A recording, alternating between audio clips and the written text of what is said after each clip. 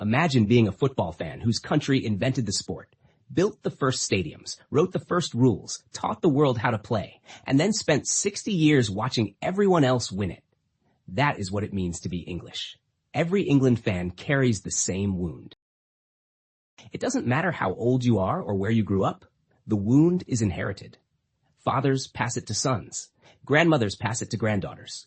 It comes packaged with your first England shirt, stitched somewhere between the badge and the collar, invisible, but absolutely there. It started in 1966, the one time, the only time, Wembley, 4-2 against West Germany, Jeff Hurst, the hat trick, the moment that was supposed to be the beginning of something and turned out to be the only chapter.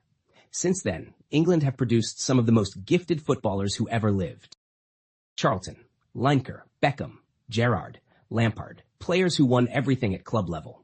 Players who carried their nations on their backs for decades, and at World Cups, one by one, the same thing happened. The hope built, the nation believed, and then something, a missed penalty, a hand of God, a last-minute collapse, took it away. The wound got passed down again. But here's what nobody talks about. The wound isn't just about football. It's about identity. England is the only major footballing nation that has built an entire cultural personality around not winning. The songs, the memes, the self-deprecating humor, the resigned shrug before a tournament even starts. We won't win it, but let's enjoy it while it lasts. No other country does this. Brazil fans expect to win. German fans expect to win. Argentine fans have learned to believe. England fans have learned to protect themselves from hope, and that protection, that armor, is exactly what a World Cup victory would shatter. What if the armor came off? Picture it not as a football result, but as a moment. The final whistle blows. England have won. And for 3 seconds, maybe 5, nobody in the country knows how to react. Because they have never rehearsed this. They have rehearsed the loss. They know exactly what losing feels like. The specific way the stomach drops, the silence in the pub, the slow walk home. They have done that 17 times in major tournaments since 1966. They have never done this. And then it hits. All at once. 60 years of a wound that never healed. Closing. Not slowly. All at once. The grandfather who watched 1966 as a child and spent his whole life waiting for the second time. The father who took his son to his first England game and said, maybe this year, knowing it probably wasn't. The son who grew up watching Gerrard and Lampard and Beckham give everything and get nothing. Every single one of them, in that moment, feeling the same thing at the same time. That is not a football result.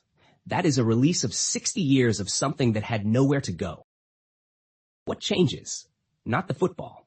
The football is just 90 minutes, or 120, or a penalty shootout. What changes is the story England tells about itself. Right now, England's football story is a tragedy. Beautiful, poetic, occasionally magnificent, but a tragedy. The country that gave the world the game cannot win it. That's the story. And stories shape cultures in ways that statistics never can. A World Cup win doesn't just change the scoreboard. It changes the story. England becomes a country that won the World Cup. Twice.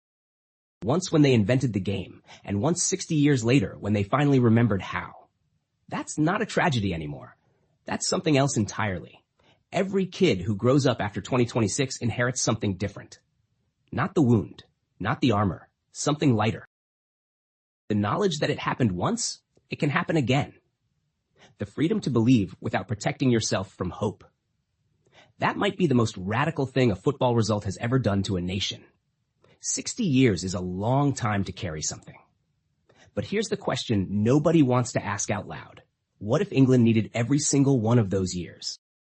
What if the wound, the humor, the self-deprecation, the inherited heartbreak, what if all of that is exactly what makes an England World Cup victory mean more than any other nation's? Brazil winning the World Cup is expected. Germany winning is efficient. France winning is inevitable. But England winning? England winning would be different. It would be the most human thing football has ever produced. Do you think England deserved to win a World Cup? Or has the curse become part of who they are? Tell me in the comments. Subscribe to Beyond What If. One question changes everything.